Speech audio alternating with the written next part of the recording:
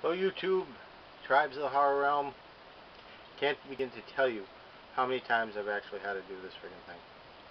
One thing, someone walking in, battery dying, go on too long so it's too big, oh, everything. Anyhow, I'm wasting time. Anyways, this is just a quick review of a bunch of films I got a chance to watch during work. I won't go into it too much this time around, so hopefully I can get them done.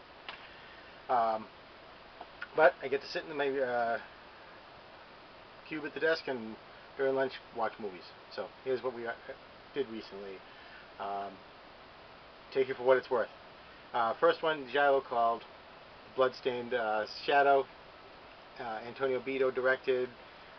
Stephanie Cassini from Suspiria is in it. Craig Hill, who was in Dracula vs. Frankenstein, and not the Al Adamson schlockfest that I really love. But it's a really slow-moving film. Right there it says it's a knowing tribute to the gialli of Dario Argento, Mario Bava, and Lucio Fulci, except not nearly as good. The basic premise is a guy goes back to his old home and he meets up with his brother, who happens to be the local clergy as well. They end up, a series of murders start to happen again, which is the reason the kid had left from the beginning. You meet a bunch of unsavory characters, and of course they become suspects until they die, and then they're no longer suspects. Usually I like to go along for the ride and let the story unwind on its own. Partway through you could really kind of guess who the killer was, so not exactly a mind blower. If you're really into giallos, then great. If you want to waste 90 minutes of your time, go for it. If you're not, there's better ways of starting out. A lot better film, The Eye 2 by the Pang brothers.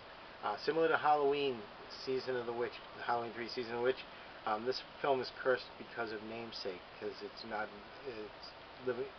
living under the shadow of a really great film.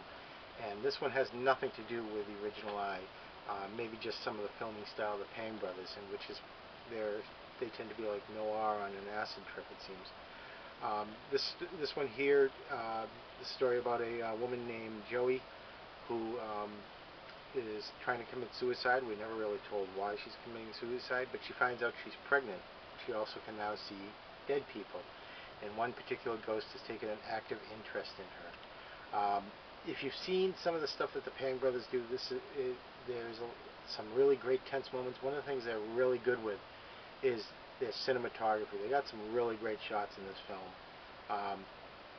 I recommend it. A lot of people kind of got a bad review, but I thought it was excellent. So definitely worth checking out. No, it's not as good as The Eye, but again, it's not exactly the same film. Beyond horror films, I'm a big fan of spaghetti westerns, hard, gritty stuff. Not your clean shirt cowboy of the Gene Autry, John Wayne era, but the Leones and such. But Sam Peckinpah. This is Pat Garrett and Billy the Kid. There's three versions of this film. There's a theatrical cut that the studios did, which was horrible. It was poorly received by both fans and critics alike, and it would be years until a special edition of it came out. Actually, the first one was in 1988, which was the raw cut that Sam Peckinpah had owned, and which is what he showed. And that really kind of got people's interest in the film and said, this is actually a really good film. Later on in 2005, they did the special edition that was cut by an archivist, a Peckinpah archivist. There are differences in the 88 Turner preview / Peckinpah raw cut and the special edition of 2005, but it's kind of nitpicky. Personally, if you're going to check out the film, I mean, I say check both of them out, but if you're going to do only one, the 88 one is probably the one you want to see, the director cut on it. It's a pretty good story about the waning days of when the West is kind of changing. The big business and industries coming in, and the old outlaw, there's no place for him any longer. And both both Pat and Billy are now on opposite ends of the spectrum, and they're cooling their heels, not looking forward to their inevitable meeting. I got a bunch of DVDs from a guy on YouTube who just basically said, hey, pay me the postage and you can have them. Well, there's probably a good reason. They're not very good. But I absolutely love watching bad movies too, just to experience them, because you know what? Can't appreciate the best unless you experience the worst. So if any of you guys have seen any of these movies, I'd love to hear what your thoughts are on them. You know, misery does love company. Anyhow, the first one is called Bog Creatures, also known as Bog People. Poorly directed, poorly acted, poorly shot. Just a poor film. This is a perfect example. The concept is basically that Viking berserkers who inhabited a bog got cursed, and they pretty much go into the peat moss there in the bogs, and they're preserved, the corpses, and they end up coming back to life through some mystic powers within the swamp itself. Kind of a good idea, and this would be an example of I really don't like remakes, especially when they take a really good film and make a remake, a crappy remake. There's no reason for it. Let the good film stand on its own. Take somewhat of a good idea that was poorly done, remake that. This would be something, if you're in the right hands, could have been a good film. If you decide to watch this, there's a making of featurette in here. Watch the featurette first before the movie.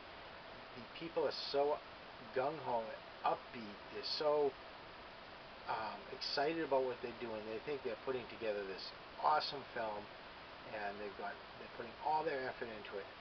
And after you watch this featurette and you watch the film and you see what a piece of shite it is, it becomes even more humorous. The next one I had to watch at work because Teresa doesn't like bugs.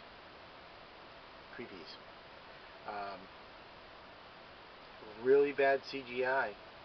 A lot of miniatures. This is supposedly a send up to like the old 50s giant bug movies. Again, probably not as bad as Bog Creatures, but it is bad. And really a bunch of nobodies. Joe Bellacchio from Sorority House Massacre, someone named Phoebe Dollar. I guess she does those TNA movies and horror films, such. It's just they don't. I don't know, amateurs working with computers, I guess. I mean, a perfect example would be if you had a computer-generated bug and it's like, oh, it's walking on me now. Well, can't even get the layers right. So, not the best film. Even the bugs, they don't even keep them looking the same unless they're replicating in the computer. And the final one, I can finally say I have now seen the worst movie ever. Asylum of Terror. Where do I begin on this crap fest? Video quality, less than VHS standard. Audio quality, muffled throughout the entire thing. The acting, horrendous. There's times where the cast is, you can see them like looking at the camera as if they were actually reading off of cue cards. That's what they were doing. Kind of like that idea. The killer it's basically a horror park or horror walkthrough at an old asylum, and some guy with a mullet and really like jerseyed out clothing goes around killing people wearing well, first he wears a really bad plastic Michael Myers mask, then later on a really cheap the plastic Jason mask, then later on the Michael Myers mask, and then kind of something from like I don't know, Crow. But they didn't even bother buying a good, even a NECA mask or something. I mean, that's how bad it is. Like I said, poorly acting. They do try to keep a high body count, but you know the kills are so lousy that who cares? Um, they even had this little annoying roly-poly fat kid in the movie, and he's the one that doesn't get killed. Come on, you gotta kill the little fat kid. I mean, it would just make it a little more humorous. And I don't know. I kind of like that, seeing those type of things. I mean, I watch America's Funniest Home Videos just to see little kids on their bikes go into bushes because I just think it's funny. I know, if you have kids, oh, that's awful. No, it's not funny if your own kid does it. Someone else's kid, that's funny. It's like midgets, midgets and monkeys, equal ratings. Anyhow, I digress. Asylum of Terror, probably find it on Amazon or for $1 or $2. Definitely worth seeing if you want to experience the worst freaking film. It is that bad. So anyhow, I have no idea how much time I have left. I try to ran through this because the last time I did this, too big.